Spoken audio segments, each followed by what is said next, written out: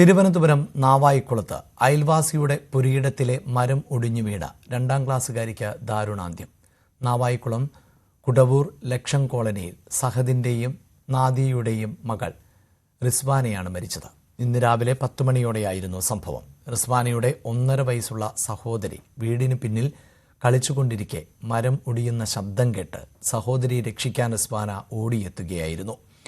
ഇതിനോടകം മരം റിസ്വാനയുടെ ദേഹത്ത് വീണാണ് അപകടം സംഭവിച്ചത് എന്നാണ് വിവരം. സഹോദരി അത്ഭുതകരമായി രക്ഷപ്പെടുകയും ചെയ്തു. ഗുരുതരമായി പരിക്കേറ്റ റിസ്വാനയെ അടുത്തുള്ള സ്വകാര്യ ആശുപത്രിയിൽ എത്തിച്ചുവെങ്കിലും ജീവൻ രക്ഷിക്കാനായില്ല.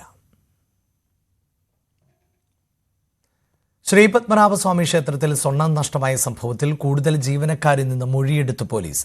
അസിസ്റ്റന്റ് മുതൽപ്പടിയെ മൊഴിയെടുപ്പിക്കാൻ വീണ്ടും വിളിപ്പിച്ചിട്ടുണ്ട്. സ്വർണം തൂക്കാൻ കൊണ്ടുവന്ന രീതിയിൽ പിഴവ് സംഭവിച്ചു എന്ന കണ്ടെത്തലുമുണ്ട്. 13 പവന്റെ സ്വർണ്ണക്കമ്പിയാണ് പത്മനാഭസ്വാമി ക്ഷേത്രത്തിൽ നിന്ന് നഷ്ടപ്പെട്ടത്.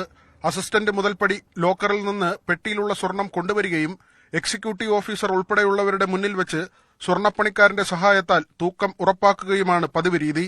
പെട്ടിക്കുള്ളിൽ മറ്റൊരു സഞ്ചിയിലാണ് സ്വർണം സൂക്ഷിക്കുന്നത്. സ്വർണം നഷ്ടപ്പെട്ടു എന്ന് കണ്ടെത്തിയ ദിവസം ലോക്കറിൽ വെച്ച് തന്നെ പെട്ടി തുറന്ന് സഞ്ചിയുമായി വരികയായിരുന്നു എന്നാണ് മൊഴി.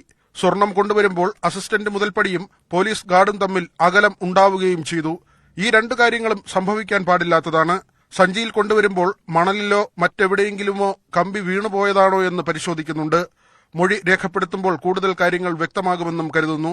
CCTV കേന്ദ്രീകരിച്ചുള്ള പരിശോധന തുടരുകയാണ്. പുറത്തുനിന്നുള്ള ആരും സ്വർണമെടുക്കാൻ ഇടയില്ല എന്ന് തന്നെയാണ് നിഗമനം.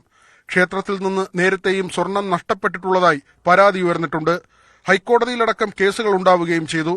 ക്ഷേത്രത്തിൽ നിന്ന് പുറത്തേക്ക് സ്വർണം കടത്തിക്കൊണ്ടുപോയി എന്ന മുൻ മുഖ്യമന്ത്രി VS അച്യുതാനന്ദന്റെ പ്രസ്താവന അക്കാലത്ത് വലിയ വിവാദം സൃഷ്ടിച്ചിരുന്നു. ന്യൂസ് 18 തിരുവനന്തപുരം. മലപ്പുറത്ത് നിപ്പ രോഗിയുടെ നില ഗുരുതരമായി തുടരുമ്പോഴും കൂടുതൽ പേർക്ക് രോഗം സ്ഥിരീകരിക്കാത്തത് ആരോഗ്യ കേരളത്തിന് ആശ്വാസമാവുകയാണ്. 8 പേരുടെ പരിശോധനാ ഫലം കൂടി നെഗറ്റീവായതോടെ ആകെ നെഗറ്റീവായവരുടെ എണ്ണം 25ആയി. നിപ സ്ഥിരീകരിച്ച രോഗിയുടെ സമ്പർക്ക പട്ടികയിലുള്ളത് 94 പേരാണ്. കഴിഞ്ഞ ദിവസം 37 പേരെ കൂടി സമ്പർക്ക പട്ടികയിൽ ഉൾപ്പെടുത്തിയിരുന്നു. രോഗിയെ ചികിത്സിക്കുന്ന പെരിന്തൽമണ്ണ സ്വകാര്യ ആശുപത്രിയിലെ ജീവനക്കാരാണ് ഇവരിൽ ഏറെയും. 94 പേരുടെ സമ്പർക്ക പട്ടികയിൽ ഹൈറിസ്ക് വിഭാഗത്തിൽ നിന്നുള്ള 53 പേരാണുള്ളത്. മലപ്പുറം ജില്ലയിൽ നിന്ന് 40 പേരും പാലക്കാട് ജില്ലയിലെ 11 പേരും എറണാകുളം, കോഴിക്കോട് ജില്ലകളിലെ ഓരോരുത്തരും ഇതിൽ ഉൾപ്പെട്ടിട്ടുണ്ട്. 41 പേർ ലോ റിസ്ക് വിഭാഗത്തിലാണ്. അതേസമയം രോഗിയുടെ ആരോഗ്യനില ഗുരുതരമായി തന്നെ തുടരുന്നു. രോഗിക്ക് ഇതുവരെ 2 ഡോസ് മോണോക്ലോണൽ ആന്റിബോഡി നൽകിയിട്ടുണ്ട്. രോഗലക്ഷണങ്ങളോടുകൂടി 5 പേരാണ് ചികിത്സയിലുള്ളത്. ഇതിൽ ഒരാൾ ICUവിലും. ആരുടെയും നില ഗുരുതരമല്ല. രോഗത്തിന്റെ പ്രഭവ കേന്ദ്രം അറിയാനുള്ള അന്വേഷണവും പുരോഗമിക്കുന്നു. രോഗിയുടെ അടുത്ത വീട്ടിലെ ചത്തപൂച്ചയുടെ ശരീരഭാഗങ്ങളുടെ സാമ്പിൾ പരിശോധനാ ഫലം അറിയാൻ കാത്തിരിക്കുകയാണ് ആരോഗ്യവകുപ്പ്. അതേസമയം വിവിധ വകുപ്പുകളുടെ ഏകോപനത്തോടെ ജില്ലയിൽ ജോയിന്റ് ഔട്ട്ബ്രേക്ക് ഇൻവെസ്റ്റിഗേഷനും ആരംഭിച്ചിട്ടുണ്ട്. പനി സർവേയുടെ ഭാഗമായി 1781 വീടുകളിലാണ് ഇതുവരേക്കും ആരോഗ്യ പ്രവർത്തകർ എത്തിയിട്ടുള്ളത്. ന്യൂസ് 18 മലപ്പുറം.